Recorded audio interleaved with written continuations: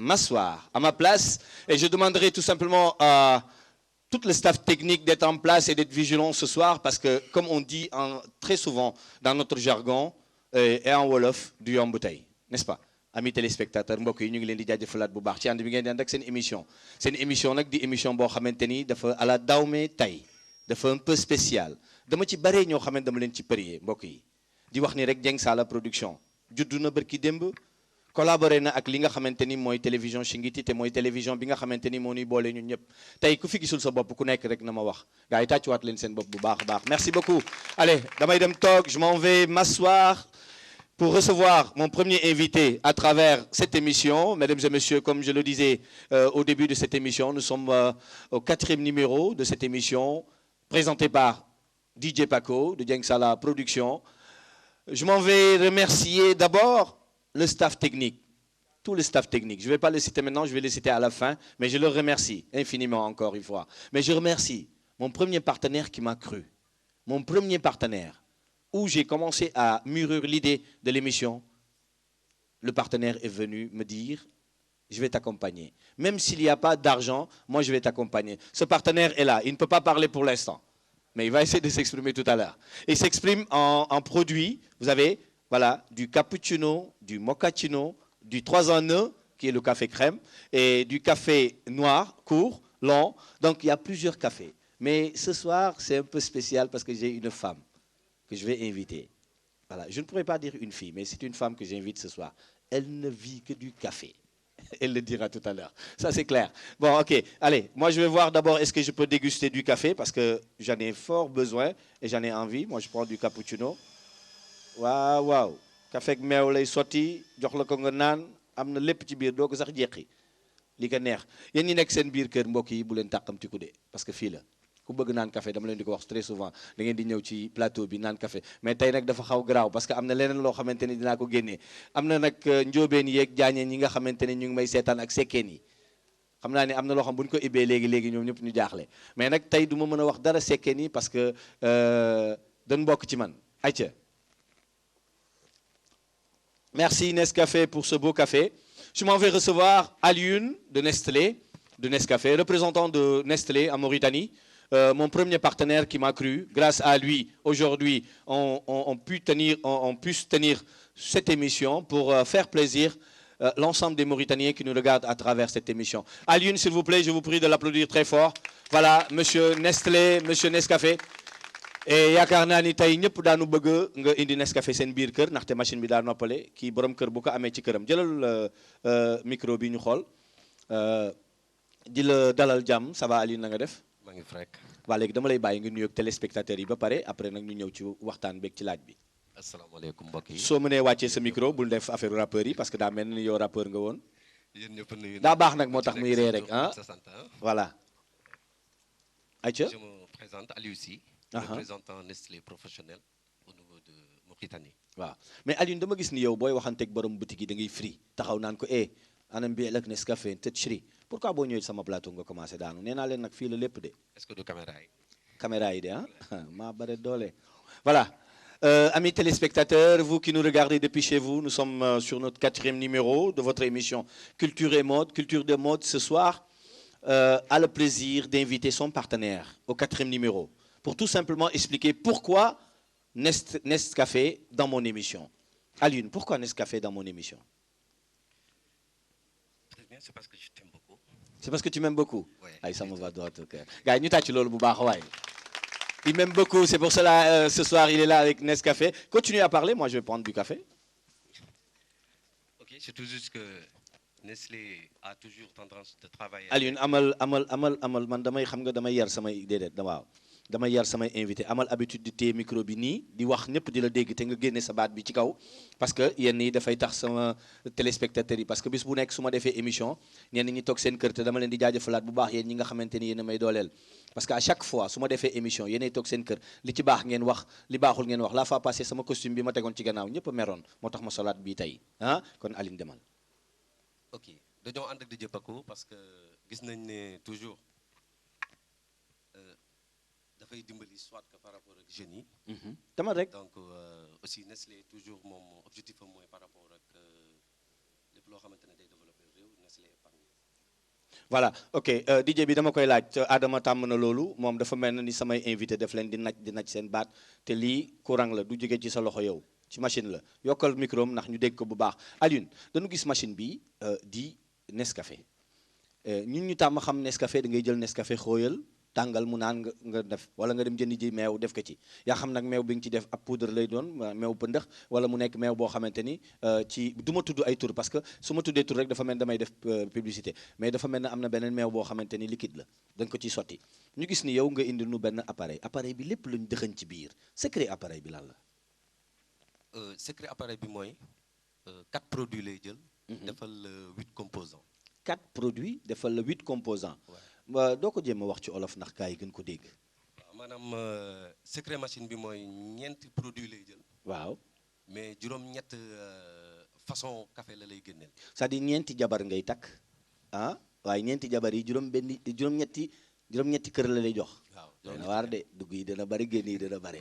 looloo tax mbokk yi voilà ngeen gis appareil bi di appareil bu yanj bu am solo trop di leen wax ni képp koo xamante ni am nga ko sa kër malheureusement kenn du ko jaay. bu ñu ko doon jaay xam naa ni gars yi jënd nañu ko yàgg na parce que bare na nag ay kilifa yu may woo naan ma waa mais Paco sa appareil boobu nan laa koy amee sunu kër ñenn ñi di ma ko laaj am na sax ñoo xamante ni nee na pourquoi pas ci seen bureau yi doy na waar mais comme politique gu Nestlé mooy ñu commercialiser ko ci centre commercial yi ci li nga xamante ni moom mooy ay hôtel ci li nga xamante ni aussi moom mooy ay supermarché pour que nit ñi duñu sonn ñuy mën a am facilité di am café lan ngay wax yow consommateur café est-ce que Mauritanie bi ngay ñëwee fii gis nga ñuy consommer café xam nga du naa woon dëkku ataaya la mais lan ngay wax yow parce que même man ba may ñëw loolu laa xam dama ne non dëkku ataaya la kon café du fi dox xëy na waaw bi nga ñëwee loo gis ba ma ñëwee gis naa ne am nañ consommateur quand même yëf yaa ngi dox waaw macha allah yaa ngi jaay waaw bu baax waaw après nga dugg commercial waaw maa ngi jaay aussi déggoo ma de la demande déggoo ma de bi may wax ak yow ba léegi déggoo ma dama ni la après nga dugg commercial comme yéen a ngi jaay mi ngi dox kon kay laf ceeb non mais dugg nañ commercial déjà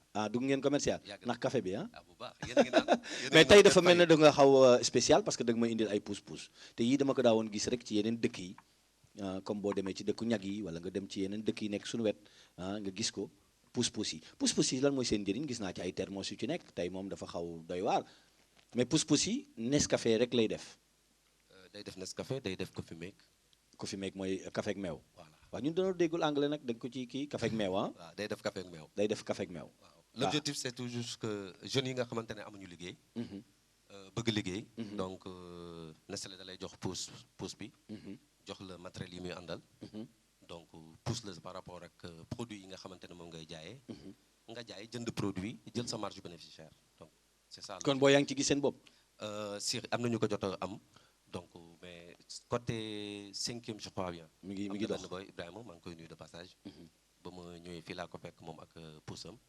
vraiment il s'en sort avec une autre fille Fatou Mintou waaw des fois dama koy gis côté clinique moom tamit vraiment loolu dafa am solo trop mbokk yi nga xamante ni yéen ñuy seetaan seen kër xale yi nga xamante ni ñu ngi toog ñoom jéemunu góorgóorlu def dara li nga wax ni création de l'emploi daan ci dalal sax benn xale bu jigéen léegi moom laa doon tooñ léegi di ko wax madame café parce que café rek lay dundee ba tax na dafa former dafay organiser benn forum café te loolu sax aussi ci ay jéego ci waxtaan jot nañ ci waxtaan ak yow bëgg nañu Nestlé teew fa ci seen Nescafé ngeen ñëw génne ko kooku ci kanam tuuti laa koy dalal gannaaw bi nga xamante ni dama lay yeewi léegi nga noyyiwaat parce que xam naa ni li nekk ci bopp bi bari na li nga doon wax ak man sànq yëpp moitié bi génneguloo ko mais nag plateau bi nee naa leen ku fi ñëw ku nekk nga ngay xam ni fii la fii rek moom moo am solo mën nga nekk ci biti di mbele mooy boo xasee ba toog fii leneen ngay wax ñu tàccuwaat Alioune bu baax a baax s'il vous plaît je m'en vais lui dire merci beaucoup Alioune franchement boo ma bëggee benn xamal ni bëgg naa la fukk voilà et c'est un plaisir partagé parce que bi may door di xalaat émission bi yaa ma gëm yàlla def ñu boole bokk naa ci njëkk lancé Nescafé fii ci Mauritanie bokk naa ci njëkk lancé doon maye ay xaru tabaskeek di maye ay frigo ay congélateur yàlla indi la te waa Nestlé boole wunnu mais yàlla moo nu boole maag yow ci beneen anam yàlla def aussi lii ñëw nga bokk ak man métier bi aussi parce que dama lay fàttali mbokk yi nga xamante ni ñu ngi seetaan xool leen ko jaaykatu Nestlé la mais moom moo njëkk photographe bu garaaw la woon sàcckatu image la woon ba pare daan organiser ay élection Miss ak li ñuy wax mannequinat moom ci la nekkoon di dund mais yàlla def ni léegi commercial bee ko gënal quoi maanaam koppar gi lay wut dëgg-dëgg voilà Alioune merci beaucoup ok kon maa ngi lay jaajëfal bu baax je vais pas trop te retenir. xanaa man dama naan café. non du ma la jox café ah nan ngay mayee café di may nit ñi café ma lay may café loolu day metti trop. ah pourquoi pas mayee ko tax a jóg kay. kon xaaral ma sarax la ma la may de dama lay sarax ay ca jëlal bu la neex ban café ngay jël yow xool ko ni mu dee café court lay jël. Allez, on l'applaudit très fort, c'est Alioune, voilà, il n'est d'autre que Alioune Sy de Nestlé, représentant Nescafé professionnel comme ils disent, parce qu'il y a Nescafé amateur, mais c'est Nescafé professionnel. Merci encore une fois, franchement, cela me va droit au cœur de te recevoir aujourd'hui à travers ce numéro, ce 4e numéro autant pour moi, et je te dis encore courage, et je pense que ni fii ak 5e numéro bi koppar yi dana dugg si ah merci beaucoup waaw loolu dama koy jox say patron ndax ñu dégg loolu wayaan gu metti gi la moom la ñuy nekkee saa su ne mbokk yi xaritu téléspectateurs yi yéen ñi nga xamante ni yéen a ñuy seetaan yéen a ngi toog seen kër maa ngi jaajëfalaat bu baax un clin d'œil tout simplement à monsieur Soumaré de la BNM depuis la Tunisie qui nous regarde et qui vient de nous appeler tout à l'heure et merci encore une fois grand frère pour le soutien. Et j'espère que le meilleur reste à venir. On attend toujours la BNM pour qu'ils viennent nous soutenir. Et je pense qu'à travers ce message, ils feront un geste. Encore une fois, je vais recevoir Tabara. Je vous prie de l'applaudir très fort. Tabara, mais moi je vais l'appeler Tabara Nescafé. Tabara Niol. Elle est en couleur Nescafé aussi. On va l'accueillir ce soir. Tabara, jëlal ma micro bi. ah doo tudd Nescafé voilà ñu tàccuwaat ko bu baax xale bu jigéen la dafa di koo xamante ni dafa mën góor lool mën boppam gëm boppam di innover ci anam bi nga xamante ni ci la nekk Tabara bonsoir. Bonsoir Paco. Tabara c'est un plaisir pour moi de te recevoir. Le plaisir est partagé. Salut d'abord ton public, salut les téléspectateurs et je m'en vais aux questions. En tout cas, merci beaucoup. Bonsoir à tout le public. Je suis très heureuse d'être là, bien vrai que je viens d'un voyage fatigué, mais je ne pouvais pas refuser de ne pas venir parce que vous m'avez parlé de Nescafé et vous avez dit tout de suite que je suis Madame Nescafé, pas encore, donc ils n'ont pas payé le droit d'auteur. En tout cas, merci beaucoup pour l'émission. C'est un plaisir de venir partager nos impressions et expressions par rapport à notre activité et par rapport à ce qu'on fait pour la jeunesse. Qu'est-ce que vous faites dans la vie? Qui est Tabara? Tabara est là, c'est là. On va sur les réseaux sociaux comme Facebook, beaucoup de publications sur Tabara Chanel, Tabara. Qu'est-ce que Tabara fait dans la vie? Qui est Tabara? Merci pour cette question. Parce que, bon, peut-être tout simplement, je suis une éternelle optimiste qui pense que les jeunes ont du talent, que les jeunes ont de la compétence, que les jeunes peuvent faire et que les jeunes peuvent changer. Et à travers ça, je partage des réflexions sur ma page. J'incite les jeunes à participer au développement du pays. Dommage, on n'entend pas son micro, s'il vous plaît. Je pense qu'il y a un problème de batterie. Je vois. Yes, et Tabara, il se game in tamit. Ouais, tiens. J'ai l'habitude de parler comme ça. Voilà. C'est juste cette optique que j'ai et c'est pour ça que vous avez fait allusion à mes publications sur Facebook et tout. Ok. Loin d'être une adepte du net. Mais je pense qu'à travers ce qu'on écrit, on peut aider les jeunes à changer leur mentalité. Ok. On peut aider les jeunes à pouvoir comprendre qu'ils ont un rôle à jouer et que c'est à travers cette action-là qu'ils arriveront à s'imposer dans le développement. D'accord. Qu'est-ce que vous préparez ces jours à venir? Ces jours à venir, comme l'année passée, on est en train de préparer la 2e édition de la foire associative qui consiste à réunir des associations de jeunes qui travaillent en Mauritanie. Si vous vous souvenez, vous avez fait la promotion de Nescafé il y a quelques années, j'ai participé à ça. Cette promotion visait à valoriser le produit Nescafé, certes, pour faire connaître ce que fait Nescafé. Mais la foire, elle aide les associations de jeunes, les jeunes porteurs de projets à faire connaître le travail qu'ils font pour leur communauté. Dans tous les quartiers, vous allez voir qu'il y a des associations de jeunes. On fait des choses, on n'attend personne. Mais personne ne sait ce qu'on fait pour la communauté, personne ne sait ce qu'on fait pour le développement du pays. Donc la foire, c'est une vitrine qui permet aux associations d'exposer leur travail, aux associations de rencontrer d'autres associations qui sont à Nouakchott, aux associations de rencontrer des partenaires techniques et financiers, aux associations et aux jeunes de montrer qu'ils sont en train, eux aussi, à leur manière, de contribuer au développement du pays. Donc voilà. Quelle est ton association? Quel est le nom de ton association à toi? En fait, L'association, au tout départ, c'était une association d'aide à l'insertion sociale des enfants de la rue, qui a été créée en 2007 et qui a 10 ans cette année.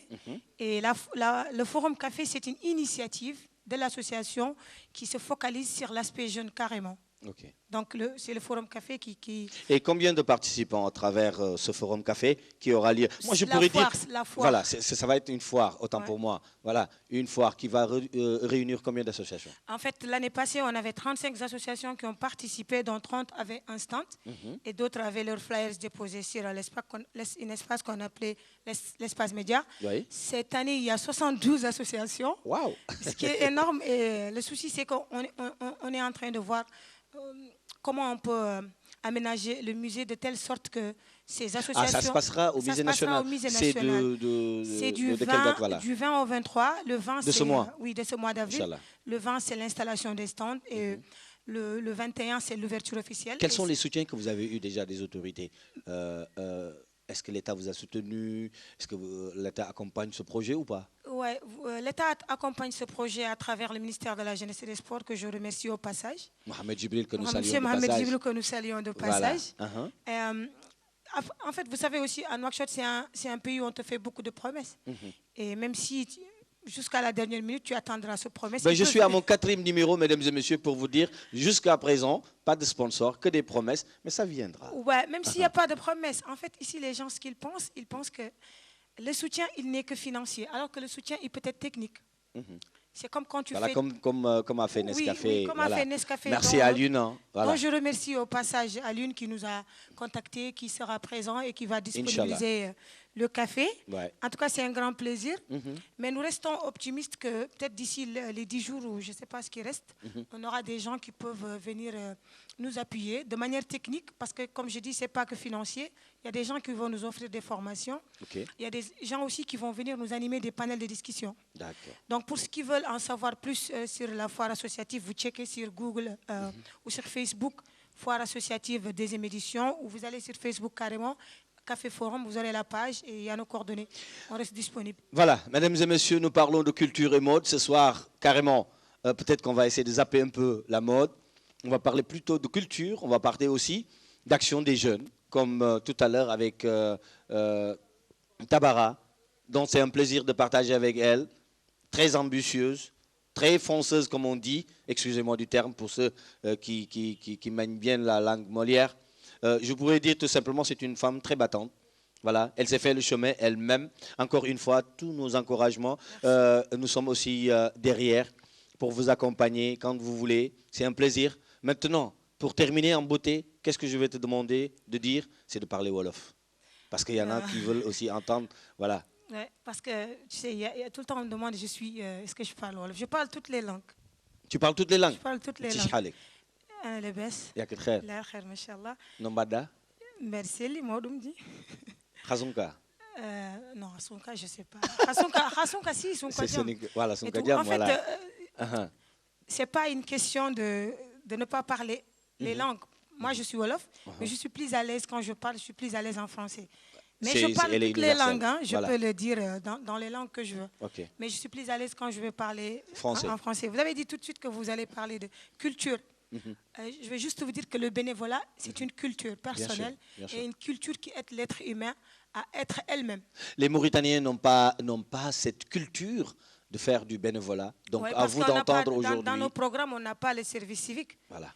On n'a pas le service civique. C'est ça. Alors que chaque jeune, chaque personne doit déjà rendre service à sa communauté, personnellement, sans en attendre quoi que ce soit. Se réveiller, ramasser des... En tout cas, si on veut du iman, comme on dit, oui. Si on veut du iman, comme on dit, et je pense que pour aimer son pays, il faut s'investir d'abord. Hein? Il faut s'investir pour son pays, parce que comme on a l'habitude de dire, la jeunesse est l'avenir, mais aussi, si vous voulez être l'avenir, c'est aujourd'hui que vous devez le préparer. Je sais que je ne serai pas pardonné si je te libère de mon plateau sans te servir du café. Dis-moi d'abord le café que tu veux. Moi, je veux un expresso allongé. Expresso allongé. Allez, un expresso allongé, donc c'est-à-dire que pour ceux qui écoutent, c'est du café pur et dur. On va... Voilà. quand ça fait le bruit de voilà, le bruit de la machine, ça veut dire que ça vient. Et voilà, c'est du allongé, donc c'est-à-dire qu'en fait, ça va être du long, voilà. Voilà. Elle aime tellement le café, elle va savourer. En tout cas, c'est un plaisir de t'offrir ce café. Merci encore une fois de te recevoir sur ce plateau. C'est tout un plaisir. Rendez-vous le 20, Inch'Allah au Rabbi. Rendez-vous aux téléspectateurs et à toute la jeunesse mauritanienne pour le 20. Qui sera tout simplement au Musée national pour la foire associative. Donc, c'est-à-dire que l'ensemble des associations vont se retrouver. Et c'est ouvert au public. Voilà. Il y aura aussi du Nescafé si vous voulez déguster. Inch'Allah au Rabbi. Merci beaucoup, Tabara. Merci beaucoup à toi. Tout le plaisir est pour moi de te recevoir. Vraiment bon courage pour ce que tu fais pour la culture. Merci. Ce n'est pas un engagement qui date d'aujourd'hui. Je sais que c'est capitalisé à 18 ans ou 20 ans d'expérience. En tout cas, jusqu'à présent, je n'ai pas reçu ma V8. Je l'avais dit la fois passée. Il y a un patron qui m'a promis une V8 et qui ne l'a pas donnée. J'aimerais bien qu'il m'amène les clés ici. Parce que... mais non, il faut que nous merci beaucoup. On l'applaudit très, très, très fort, s'il vous plaît. Merci beaucoup. Je m'en vais recevoir très rapidement aussi. Voilà. Oui. Monsieur, il va venir. تشحالك صف قولوا من فضلكم صف قولوا فوالا تشحالك بويا ياك لاباس يا الخير ياك معافي تفضل تفضل عرفنا براسك الاسم الكريم دابور محمد لمين ولد النعمان محمد لمين ولد النعمان تاجر راجل اعمال انتربرينور ياك اللي جبتنا ياسر من فضلك صفقوا من فضلكم on l'applaudit très fort محمد لمين ناديناك نحن في هالبرنامج البرنامج شبابي البرنامج ثقافة موريتاني وليه تكلمنا اليوم عن لي بوس بوس نسكافيه هاو لي بوس بوس تابعين لك انت معنا جابوها لك انت عندك ريستوران je me rappelle. أنا عندي ريستوران. أوكي منين؟ عندي سوسيتي دي كاترينغ تعدي لي بوس كافي وهذو اللي. أوكي عندك سوسيتي دي كاترين وذا فالتو جاي من عندك أنت. عندي أنا بادئ راسي بمشروع صغير وسافا مازال الحمد لله. Et on l'applaudit très fort s'il vous plaît. C'est un jeune Mauritanien. Voilà, il n'a pas voulu aller à l'extérieur vivre là-bas. Il n'a pas voulu s'investir ailleurs. Il a voulu investir dans son pays en Mauritanie. Et ça, c'est à saluer. En tout cas, j'étais à l'extérieur, je suis venu. Voilà, c'est ce que j'ai dit. Tu n'as pas voulu t'investir à l'extérieur. Tu as préféré revenir chez toi, investir en Mauritanie ou vraiment شاكرينك حتى. أنا مريول عندي لي جي 3 دي هذاك اللي يصير كيلو سير سناب وهذا أنا جايبهم. Ok, les snappers comme Jack Bauer, ils doivent connaître. Voilà, je rappelle, c'est des jeux virtuels. Ouais. Voilà, des jeux virtuels. Donc, c'est juste que vous mettez l'appareil et vous vous sentez là-dedans. Et puis, donc, c'est formidable. Et ça, les enfants adorent ça. Donc, votre restaurant se situe où? En face de Pharmacie Paris, Hon. Ok, là, il y a un ترويج للفارماسي Paris. Merci. دوري خلصوا. Non.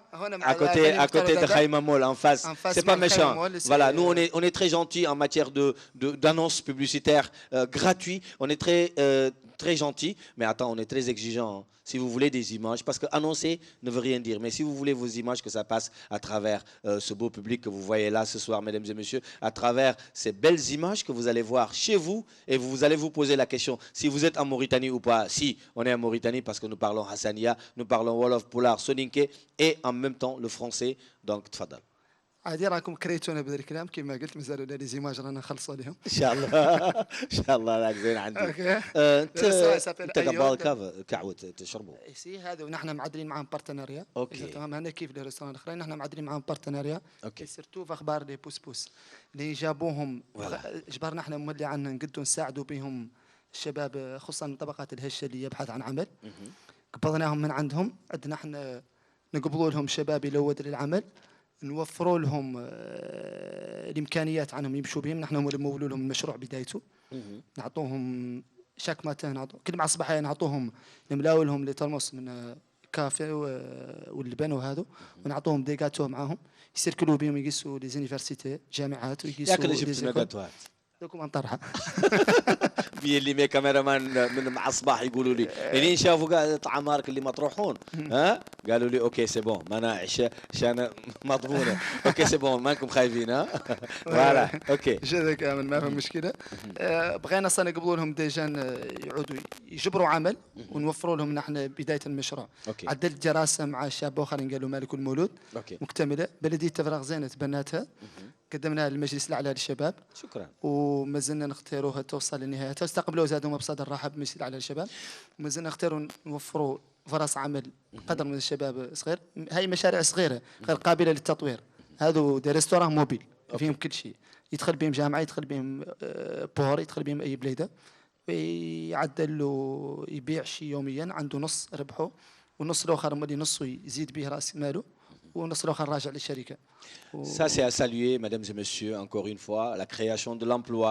On ne peut pas tout attendre de l'État. C'est à nous aussi de faire des efforts pour aider l'État aussi à combattre ce qu'on appelle le chômage en Mauritanie. Et monsieur vient de le prouver tout à l'heure à travers ce projet qu'il a porté avec Nescafé, ce partenariat avec Nestlé, de Nescafé professionnel, qui sont, comme j'ai dit, tout à fait au début de mon émission, ils ont cru en moi et comme on dit, moi aussi je ne vais pas le laisser derrière. Et nous aussi. Hein? Et nous aussi. voilà. راعيني شاكرك حتى ساب نقول لك الكلمه الاخيره لعاد اختر نعرف عنها كاع كافي كل وقت تشربه يا غير اي كافي اللي طبيت تشرب انت. ذي كافيه في 3 ans زينه الناس على بالها. كافيه نوار مولي كونسونطري. نو زينه ذيك ما هي خالقه انا لا لين تقول 3 ans لين اصدر بوطون. انا ينقال لي اصر بوطون. اوكي. لا انا اصر بوطون هاي البرنامج ايه ويجيك. Voilà. Le 3 en eau, c'est du café crème. Voilà, c'est crémeux, c'est vraiment délicieux. On va offrir à monsieur. Voilà. Mes batteries me lâchent, mon frère. Je pense que je vais venir. Voilà, je vais venir tout à l'heure. Raïni Chakrak Hatte, merci beaucoup d'être venu. الكلمة الأخيرة. الكلمة الأخيرة لا كيف ما قلتوا ذرك عنه يلا شباب يحاولوا يخلق فرص عمل راسه ولا بد كامل يعود ماشي طالب فرص عمل قد يخلق فرصة العمل. اوكي. ودولة في اللي فيه ياسر مش يقدروا يعدلوا هاي المشاريع الصغيرة ناجحة يخصها لا أحد يتحلى بالعزيمة ويدخلها وتوف ولا تحتاج راس مال كبير. العكس انا ظهري وانا عن راس المال الكبير حد بدا به ما فات تخلص ساحه وعاد عنده قوه ذكيه على عنه ينافس على الصمود لا يخسر عليه. اللي يبغي يتصل بكم عندكم رقم تليفون؟ عندنا رقم تليفون 26 28 66 98. شركه كامله مولي دور تنظم دي بوست كافيه ولا عندها سيمينار ولا فورماسيون. نحن مولي ننظموهم ان شاء الله لعده جهات رسميه كبيره ولباس الحمد لله. ننظموهم لا بنك بيم والمجلس الاعلى للشباب في سفاد نهارات ديريكسيون دو لا ديت اكستيريور اداره الديون الخارجيه تابعه لوزاره الماليه. وما شاء الله الحمد لله نافسنا وربحناهم ومازلنا نتوقع ان شاء الله عنا نجبروا المزيد وراجينكم توما للتوفيق وشاكرينكم على هذه الاستضافه. الرقم 26 28 66 98. محمد امين نحن اللي راعينا شاكرينك حتى يا غير سابق تمشي عنا لين نستضافوا فنان ينقالوا محمد لينيول يغني بلغه بولاريه ويعدل اكوستيك معناها بجيتار وقاعد وليغني لنستضافه. On va recevoir mesdames et messieurs sans tarder Mohamed Lignol qu'on applaudit très fort s'il vous plaît qui va nous faire juste une petite pause musicale et nous allons revenir tout à l'heure sur votre émission Culture et Mode 4e numéro sur la chaîne Shingiti TV. Dieng Salah Production en collaboration avec Shingiti TV, c'est déjà parti. Merci encore une fois, très chers téléspectateurs, vous qui nous regardez depuis chez vous. Ce soir, j'ai une invitée spéciale. Voilà, je vais la laisser, elle sera la dernière qui va venir ce soir. Elle est un peu spéciale pour moi, mais elle est spéciale aussi pour certains. Je m'en vais dire encore merci et au cours de cette émission, je vais souhaiter à un ami qui est en France, joyeux anniversaire. Ce sera tout à l'heure, je vais le faire. Pas maintenant, mais je vais le faire. Et vous saisissez aussi l'occasion. Tous les 15 jours, vous avez des personnes à qui vous voulez souhaiter joyeux anniversaire ou vous voulez célébrer leur anniversaire à travers ce plateau. C'est une rubrique, on va le faire. On va essayer aussi d'innover un peu. Il y aura des publics-reportages qui se feront un peu partout à travers la Mauritanie. Pour cette émission, ce sera des lendemains meilleurs à venir, Inch'Allah. Merci beaucoup, Mohamed Lamine, c'est un plaisir. On l'applaudit très fort. Je vais vous accompagner. Merci beaucoup. Shukran. Merci. On va aller avec mon artiste. Merci DJ Adama. Voilà, le temps juste de vous recevoir. Merci beaucoup. Merci. C'est un plaisir. On se verra tout à l'heure. Merci beaucoup. Allez, on l'applaudit très très très fort s'il vous plaît. Merci. Allez, je vous laisse avec la musique mesdames et messieurs et à tout à l'heure.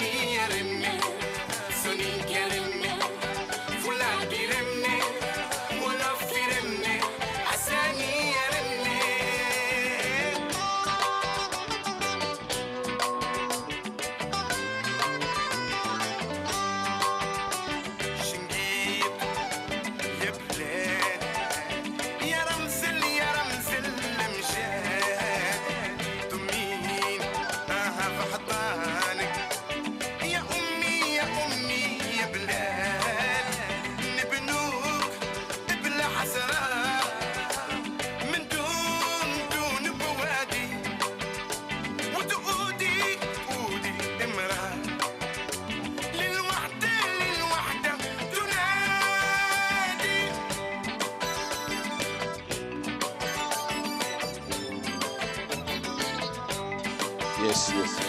C'est bon. Mauritanie, c'est mon pays. Mauritanie, j'aime mon pays. Mauritanie, Mauritanie, c'est mon pays. Mauritanie, j'aime mon pays. Voilà, merci beaucoup DJ Adama. On revient sur ce plateau, mesdames et messieurs. Juste cette belle chanson de Heidi qui est en France et qui a eu l'idée voilà, il a eu la nostalgie de la Mauritanie.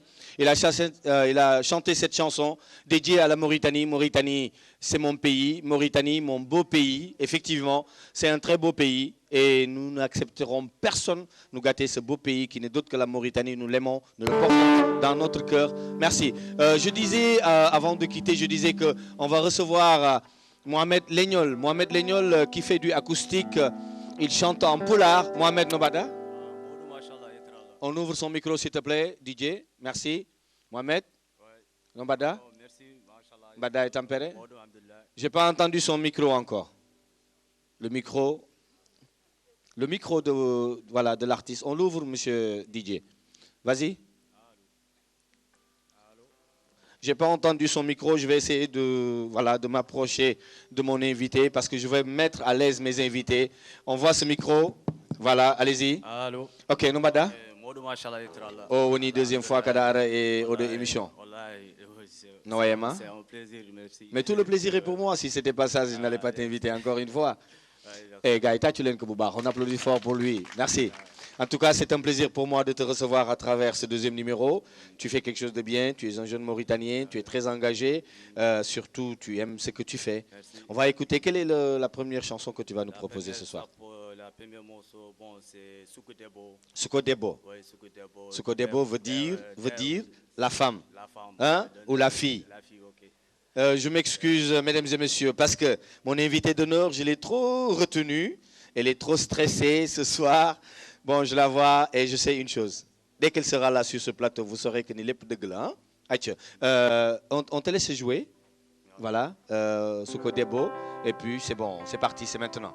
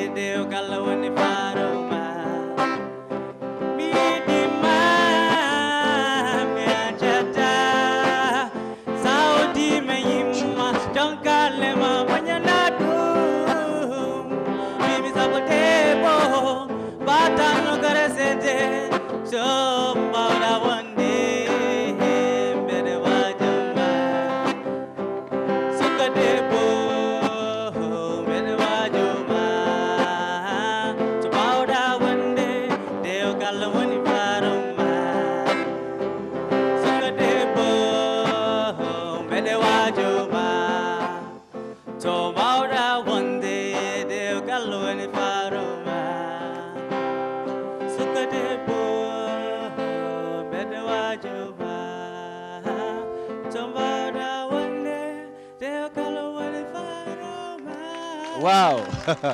Soukoudebo Tombauda Wande Deugal Wani Faroma. Qu'est-ce que cela veut dire?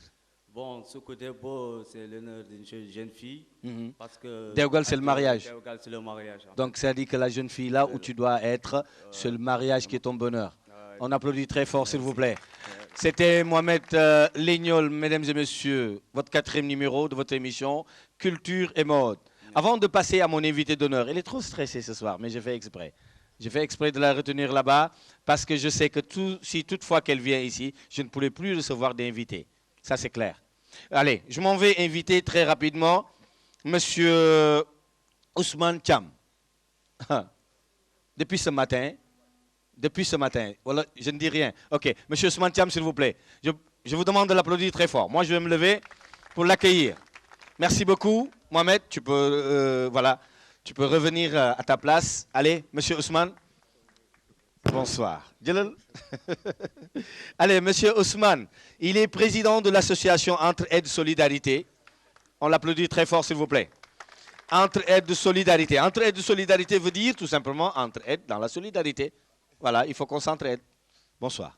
Bonsoir Paco. Comment tu vas, mon frère? Merci, bien, merci. Entre-Aide de Solidarité, on avait expliqué pourquoi Entre-Aide de Solidarité, mais quels sont les projets à venir? Bon, le projet, c'est faire des journées de consultation gratuites, comme d'habitude. Oui. Et cette année, donc avec le Ramadan, Inch'Allah, on va faire donner des... Le Ramadan, c'est quand ça? C'est le 27 mai. Le 27 mai? Bientôt. Donc on prépare dès à présent de donner des kits alimentaires aux familles démunies. Vous les Ndioben qui me regardez actuellement et vous les... non, eux, je ne peux rien leur dire ce soir parce qu'ils sont là. Et si je dis une chose. De l'autre côté des États-Unis, je m'en vais saluer mon ami et frère Doudou Seck, qui est réalisateur aussi, qui a beaucoup contribué pour la culture de la Mauritanie, que je salue de passage et qui suit cette émission. Je vous prie de l'applaudir très, très, très fort. Voilà, DS Pro, voilà. Comme il m'avait conseillé de faire Djeng Salaprod, lui il a fait DS Pro, c'est Doudou Seck Production. Et de l'autre côté des États-Unis, il est en train de faire des choses qui sont vraiment formidables. On le voit aussi soutenir les jeunes Mauritaniens, c'est important. Bass Diom aussi, on le salue de passage. Youpi, qui est de l'autre côté aussi, de New York. Merci à vous tous d'avoir eu confiance en nous et de nous soutenir de l'autre côté. Mais c'est bien aussi de revenir. Hein. Voilà, on a besoin aussi de vous voir ici en Mauritanie. C'est investir en Mauritanie, c'est bien. Allez. Je disais tout à l'heure que le Ramadan s'approche. C'est pour cela que je parle d'eux, parce que Doudou ñamewul Ramadan bu baax. Voilà, ok. Donc le Ramadan, lan la ñuy def dans le Ramadan Entre-Aide Solidarité? Donc c'est Ramadan bi Inch'Allah, comme d'habitude, daanu joxe ay kits alimentaires. Ay kits alimentaires. Bon, xam nga boo nee kit en général dafay tromper ñu bari ñuy seetaan.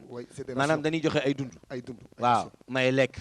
Ça va baax trop. Luy def 20 jours ou 15 jours ci biir kër quand même. Loo xamante ni dina def 15 jours wala 20 jours ci biir kër. Mais xale yi am nañ jom de. C'est bien ça. Waaw. Aïcha. Da ngeen ciblé Nouakchott yëpp. Oui, Nouakchott yëpp. OK. Donc c'est 180 familles la ñuy jox Inch'Allah. Inch'Allah. À travers des caravanes benn la ñuy def. Donc on dañuy recenser gars yi ay nit yi. Suñu recenser ba pare vendredi, samedi on distribue.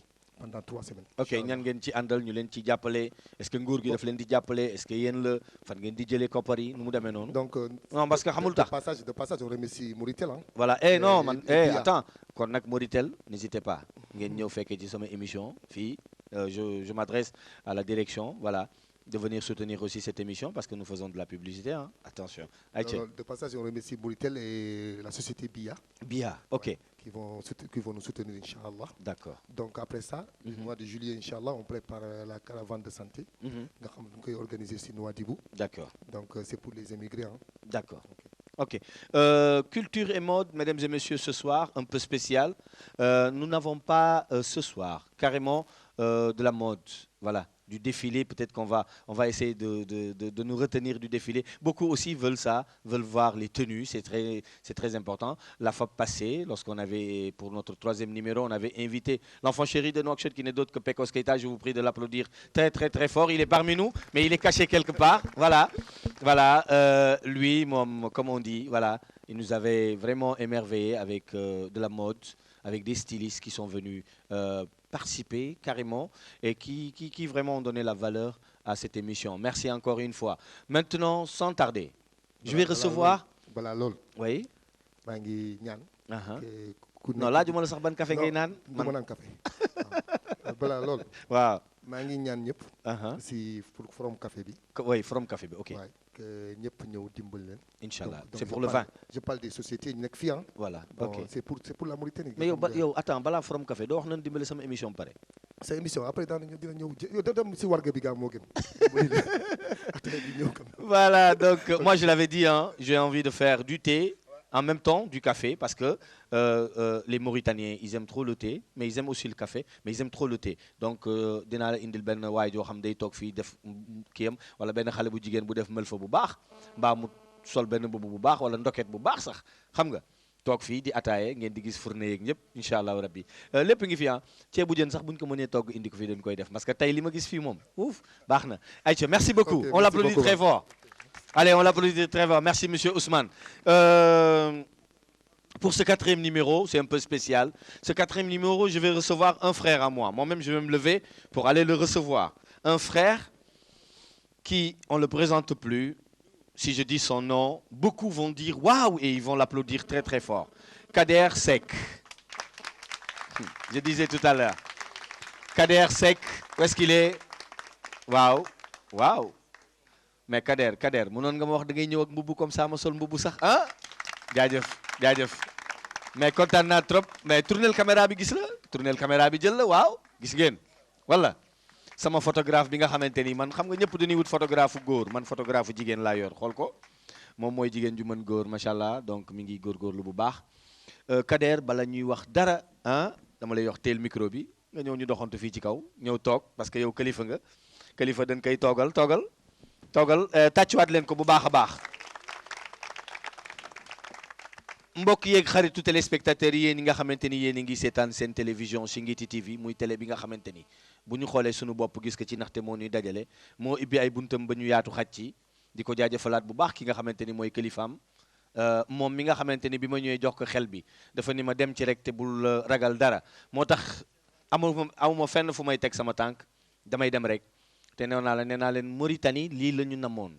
toog nag di jéggaanewu di xool yeneen télé je pense que ni ñun mën nañ ko def te bu jotee rek yomb la yàgg naa leen ko wax comme jot na nag léegi il faut que mu yomb mais dara nag du fi yomb parce que ki nga xamante ni moom laa prier dafa bokk ñaar ci man dafa di koo xamante ni dama ko nawlu parce que dafa di ndaw boo xamante ni dafa gëm boppam di liggéey di ñafe mais aussi respecter ay waajuram respecter ay magam respecter ay ndawam respecter ay jarbaatam muy koo xamante ni saa yoo ko waxee il est exemplaire kenn doo dégg ñu ni la Kader Seck ba nga dégg beneen mot bu dul wax yërt kon nag loolu jar naa souligner ñu tàccuwaat ko bu baax moo ko mérité parce que nee naa leen yaru lu mu la mayul yaru di ko du la ko mës a may ci àdduna donc yaru rek am solo muy koo xamante ni aussi diineem dafa set julli fu mu ko fekk bu doon liggéey day bàyyi li muy def julli donc loolu c'est important ci ndaw te ndaw bu bëgg a tekki bu nekk da nga koy xool ci foofu donc ñu ngi koy jaajëfalaat bu baax tey nag di ko dalal nee naa leen du ma géwalu kenn mais képp ku def lu baax ñu wax ko